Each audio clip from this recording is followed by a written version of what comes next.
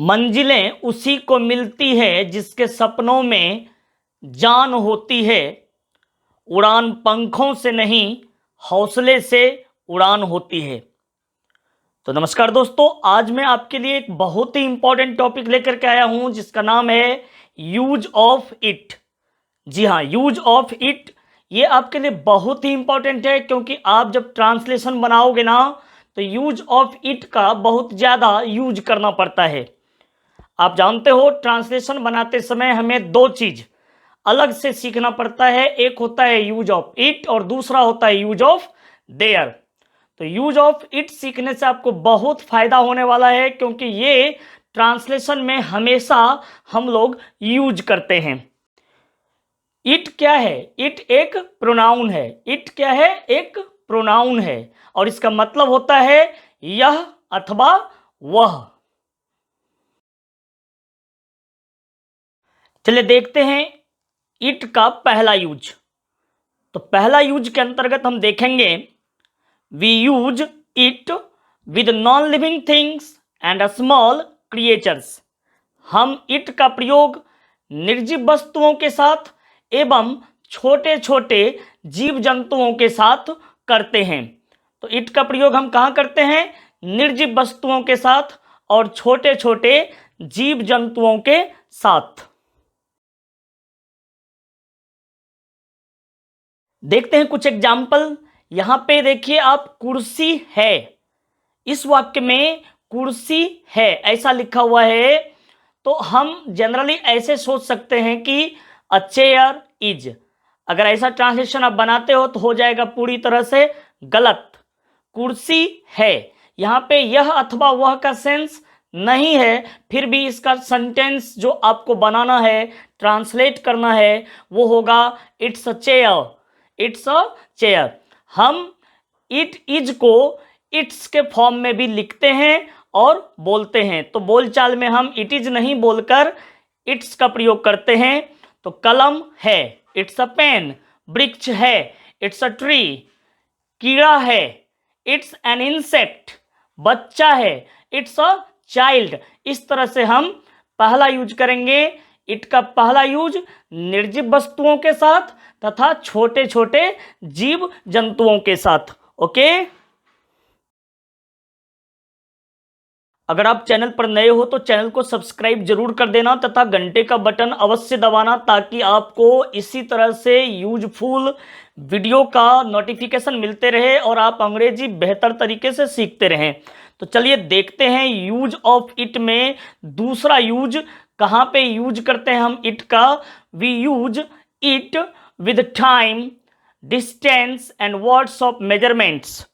समय, दूरी एवं मापतौल सूचक शब्दों के साथ हम इट का प्रयोग करते हैं। तो समय हो, दूरी हो, मापतौल सूचक शब्द हो, तो इसके साथ हम इट का प्रयोग करते हैं। चलिए देखते हैं इसका कुछ एग्जाम्पल।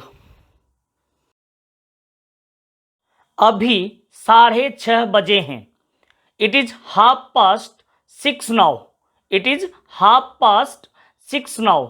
यहां 6:30 यानी साढ़े के सेंस में हम यूज करते हैं हाफ पास्ट, और सवा के लिए हम यूज करेंगे क्वार्टर पास्ट। जैसे 6:15 बजा है, तो हम कैसे बताएंगे, किस तरह से बोलेंगे?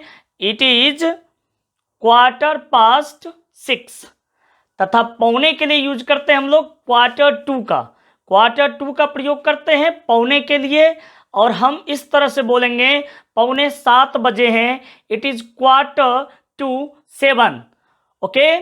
तो चलिए देखते हैं दूरी में हम इसका प्रयोग कैसे करेंगे। 60 किलोमीटर दूरी है। 60 किलोमीटर दूरी है। It is 60 kilometre distance.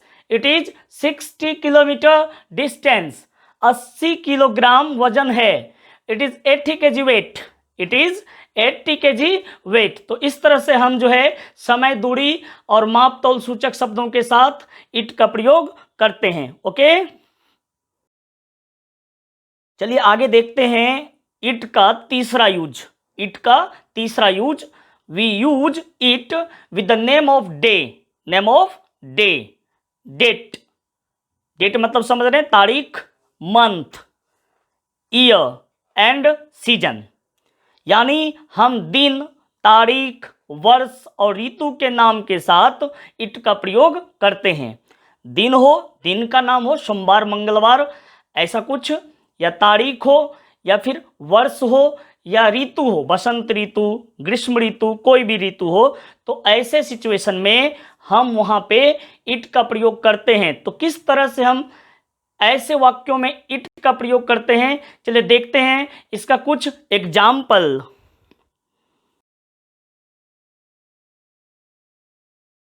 आज मंगलवार है, आज मंगलवार है। It's Tuesday today, it's Tuesday today. यहां पे मंगलवार दिन का नाम है, तो इसके लिए हम यूज करेंगे इट्स ट्यूसडे टुडे। कुछ लोग यहां पे बना देते हैं टुडे इज ट्यूसडे, जो कि सही नहीं है। आपको यूज करना है इट्स ट्यूसडे टुडे। आज बुधवार है, it's Wednesday today, it's Wednesday today. आज शुक्रवार है, इट्स फ्राइडे टुडे। इस तरह से आपको बोलना है। आज 25 अप्रैल है। अब कोई तारीख आपको दिया हुआ है तो कैसे लिखेंगे, कैसे बोलेंगे इसको? इट्स 25 अप्रैल, इट्स 25 अप्रैल। जून का महीना था, इट वाज जून, जून का महीना था, इट वाज जून। 2021 है, इट्स 2021, इट्स 2021। मैंने यहाँ पे 2020 इसलिए नहीं लिखा क्योंकि ये 2020 बहुत ही तकलीफदायक ईयर है, तो इसकी चर्चा मैं नहीं करना चाहता हूँ। बसंत ऋतु है, इट्स द स्प्रिंग सीजन, बसंत ऋतु है, इट्स द स्प्रिंग सीजन। अगर यहीं पे रहेगा पतझड़ ऋतु है तो क्या लिखोगे आप लिखोगे it's the autumn season, it's the autumn season. तो इस तरह से आप दिन, महीना, तारीख और ऋतुओं के नाम के साथ इट का प्रयोग करते हो। ओके, अब देखते हैं इट का चौथा यूज। इट का चौथा यूज ये बहुत ही इंटरेस्टिंग है, क्योंकि जितना भी नेचुरल इवेंट्स होता है ना, जो भी प्राकृतिक घटनाएं होती है, उसके साथ हम इट का प्रयोग करते हैं। जैसे वर्षा हो रही है, इट्स रेनिंग, बिजली चमक रहा है, इट्स फ्लैशिंग, ओले पड़ रहे हैं, इट्स हेलिंग, बर्फ गिर रहा है, इट्स स्नोइंग।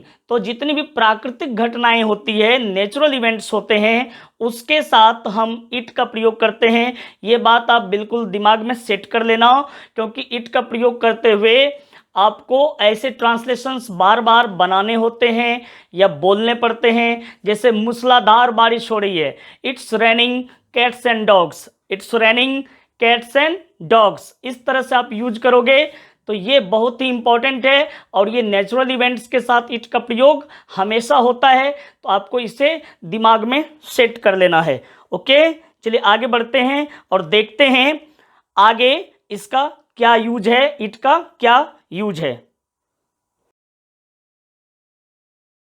ये रहा इट का पांचवा यूज, ये रहा इट का पांचवा use. We also use it as an introductory subject. हम इट का प्रयोग परिचयात्मक कर्ता के रूप में भी करते हैं। अब ये परिचयात्मक कर्ता क्या होता है? परिचय कराने वाला सब्जेक्ट, परिचय कराने वाला सब्जेक्ट। यहाँ पे देखिए कुछ एग्जाम्पल दिया हुआ है, और एग्जाम्पल से आप क्लियर करेंगे। पढ़ना कठिन है, पढ़ना कठिन है। अब यहाँ पढ़ना तो एक प्रकार का कार्य है, तो इसका प्रयोग हम जनरली वर्ब के रूप में करते हैं, लेकिन ये जो है आपको अभी सब्जेक्ट के रूप में आ गया है, तो हम इसको इस तरह से भी ट्रांसलेट कर सकते हैं, reading is hard, reading is hard. लेकिन जनरली हम लोग यहाँ पे इट का प्रयोग कर लेते हैं और ट्रांसलेट करते हैं कुछ इस तरह से, it is hard to read या it is hard to study. कहना आसान है, it's easy to say, it's easy to say. करना मुश्किल है, it's difficult to do, it's difficult to do. तो आगे देखते हैं इसका अगला यूज क्या होता है। चलिए देखते हैं अगला यूज। दोस्तों वीडियो को लाइक, शेयर और कमेंट जरूर करना। चलो देखते हैं अगला यूज, रूल नंबर 6 यानी यूज संख्या 6। तो तो इसमें कुछ इस तरह के प्रश्न हैं, जैसे ऐसा मालूम पड़ता है, तो ऐसा मालूम पड़ता है के लिए हम यूज करते हैं इट सिम्स, और ऐसा लगता है इसके लिए हम यूज करते हैं it appears. We use it in the above sentences. कुछ इस तरह के सेंटेंस होंगे जो ऐसा मालूम पड़ता है, ऐसा लगता है, इस तरह से अगर शुरू होता है तो हम वहां पे इट का प्रयोग करते हैं। जैसे मालूम पड़ता है वह दीवाना है, मालूम पड़ता है वह दीवाना है। It seems he is crazy, it seems he is crazy. ऐसा लगता है कि वह पागल है। It appears that he is mad, it appears that he is mad. तो इस तरह के जो भी सेंटेंसेस आपको ट्रांसलेट करने के लिए मिलेंगे, तो वहां पे आप इट सिम्स, इट एपियर्स का प्रयोग करके आप वाक्य को इंग्लिश में ट्रांसलेट कर लेंगे, या फिर आप स्पोकन इंग्लिश में इसका प्रयोग करेंगे। चलिए आगे बढ़ते हैं। मैं हूं, आई एम, वह है, ही इज, वे लोग हैं, दे आर। अगर इस तरह से आप ट्रांसलेट करोगे सेंटेंसेस को, तो ये सेंटेंसेस हो जाएंगे गलत। इस तरह का ट्रांसलेशन बनाने के लिए आपको इट का प्रयोग करना पड़ता है। मैं हूं, इट्स आई, वह है, इट्स ही, वे लोग हैं, इट्स दे। तो इस तरह के वाक्यों में भी हम इट का प्रयोग करते हैं। उपर्युक्त वाक्यों में भी हम इट का प्रयोग कर ट्रांसलेट करते हैं। तो इस तरह के वाक्यों के लिए आपको इट का प्रयोग याद रखना है, क्योंकि ऐसे ट्रांसलेशन लोग आपसे पूछेंगे मैं हूं, इट्स आई। अगर कोई पूछ ले मैं हूं ना, इट्स आई, इजंट इट, इस तरह का सेंटेंस आप बना करके आंसर कर दोगे। ओके, तो thank you for watching this video, और जल्द ही मिलते हैं अगले वीडियो के साथ।